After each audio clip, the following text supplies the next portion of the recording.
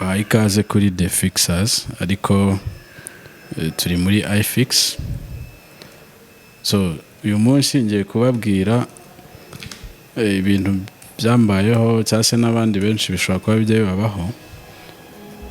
Ese wigeze uri gutembera cyangwa uri kugenda muri uyu mujyi wa Kigali, hanyuma umuntu akaza akakubwira ati hano mfite agafone ka iPhone ya makeya, ino iPhone uri kubona hari umuntu wayikuye ku Muhinda akorera, akakwereka ati na iPhone 15 Pro cyangwa se 15 Pro Max, atariko kamubaza ati se nangahe, ngahita akubwira ati ni 150. iPhone 15 Pro Max ku 150. So abenshi rero bajya baza baraguze izo telefone. Well, hari n'igihe mwumvikana ugasanga uyiguze nk'ibihumbi 80, ariko uwo Muhinde uhora yibwa simbizi niba zitajya zimushiraho, kuko hashize imyaka myinshi abo bantu nyine muhura mu muhanda kubwira ngo bayikuye ku Muhinde. Icyambere niba koko yaribwe ikuwe kuri uwo Muhinde, uwo Muhinde akaba yaragiye kurega abo bantu bahora bamwiba. Hanyuma icya kabiri, ese iyo telefone cyangwa iyo iPhone iyo iguze wararebye ko kubona ni original cyangwa iri genuine. So ibyo rero nabikoze ngira ngo nzabereke iyo telefone nyine nuyigura ko nta kintu izakumarira, cyangwa se uko wazabasha gutahura niba iyo telefone koko atari original. Ubundi iPhone ya original iyo yakije hari ikintu kimwe ugomba kwitega guhita ubona, aricyo ngiye kubereka. Wenda tuvuge nk'iyi ngiyi mfite, iyi ni iPhone yitwa SE, iyi nyine ni original. Noneho iyi ngiyi nuyifata ukayatsa, katuyatse turebe, urabona ikiri kwaka ko hahita hazamo logo ya Apple. Yego, iki ni kimwe mu byo ushobora kureberaho, ariko nabwo ntibihagije. Ishobora kuza irimo logo ya Apple ikaka, kadutegereze gato yimare kwaka. Urabona ikimara kwaka isimbaza password. Yari nshyashya cyangwa se nuyigura kuri uwo muntu nyine wakubwiye ko bayikuye ku Muhinde bayiguze ibihumbi nka 80, kandi ari telefone ubusanzwe igura nka 1.5 miliyoni, ugahita ujya muri settings z'iyo iPhone, hanyuma ukajya handitse about,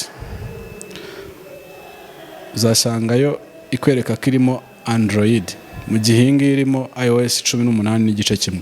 Iyo ngiyo ushobora kuzasanga irimo wenda Android ya 12 cyangwa se Android ya 13.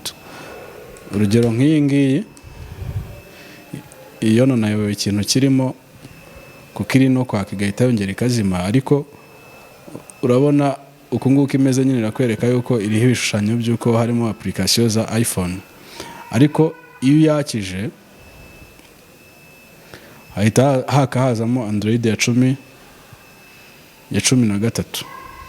iPhone ntabwo ijyamo Android. Icyo ni icyambere. Icya kabiri, reka turebe kuri uburyo rero bwo gushyiramo program. Ugiye muri Apple Store, ugiye ufunguye Apple Store wa telefone ya original, ikwereka nyine aho ushobora kujya gushyiramo application zigiye zitandukanye. Tuvuge nk'ubu ngubu niba ngiye gushyiramo wenda tuvuge application nka WhatsApp. So urabona ninjya muri Apple Store irahita yizana nyine WhatsApp, kubera ko hano isanzwe irimo, ndakora open nyine gafunguka. Ariko ni itarimo, ari naho ugomba gucungira nyine ko waba waguze telefone cyangwa iPhone ya pirate. Iyo ugiye gushyiramo application bahita bakubaza gushyiramo account yawe ya iCloud, cyangwa se donc kugira ngo ubashe nyine gupurchasinga cyangwa kugura iyo application bagusaba gushyiramo account ya Apple ID. Apple ID rero muri zira za pirate bazagusaba gushyiramo email, cyangwa se bari usanga ahubwo iyo application nuyikandaho yemeye kujyamo itagusabye gushyiramo Apple ID. Icyo ni kimwe bizakwereka ko waguze iPhone ya pirate. Usibye cya giciro nakubwiye kitabaho, ntabwo 80,000 bijya bigura iPhone ya original. Icya kabiri, ntabwo iPhone ishobora kubaho idafite Apple ID ngo ushyiremo application. Ikindi kintu uzareberaho, ujya muri setting,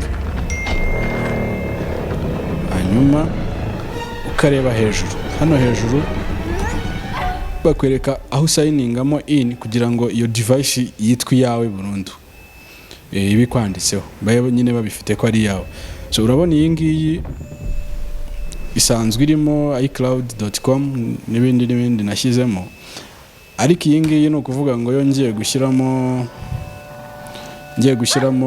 iCloud nta hantu ifite ho kuyishyiramo. Imeze gutya nyine gusa, nta kintu na kimwe nyine ushobora gushyiramo ngo gikunde. Ibyo bya iCloud ni iki? Ahubwo yibereyemo Android. So kandi Apple ntabwo igikoresha Android, ahubwo igira icyitwa iOS. Iyo iOS rero niyo Apple nyine yo yikorera ku giti cyayo kugira ngo nyine tubashe kwishimira security tubona, tubashe kwishimira gushyiramo ama application n'ibindi. So rero ntuzahangikwe wenda nguze ngo tukurebere ko yabasha kujyamo application iPhone waguze.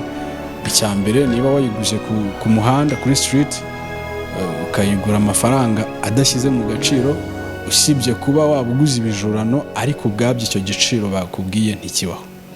Icya kabiri, nureba ukabona nta hantu ho gushyira Apple ID ngo ubashe gushyiramo ama application, uzamenye ko ubwo ayo mafaranga wayajugunye.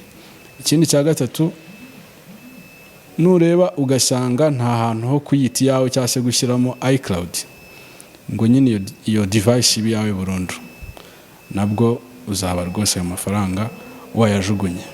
Ibyo rero hamwe n'ibindi ni ibintu bishobora gutuma utajugunya amafaranga yawe ngo uri kugura ibintu bya makeya, kandi mu by'ukuri iyo iPhone ntibaho, ahubwo aba ari pirate.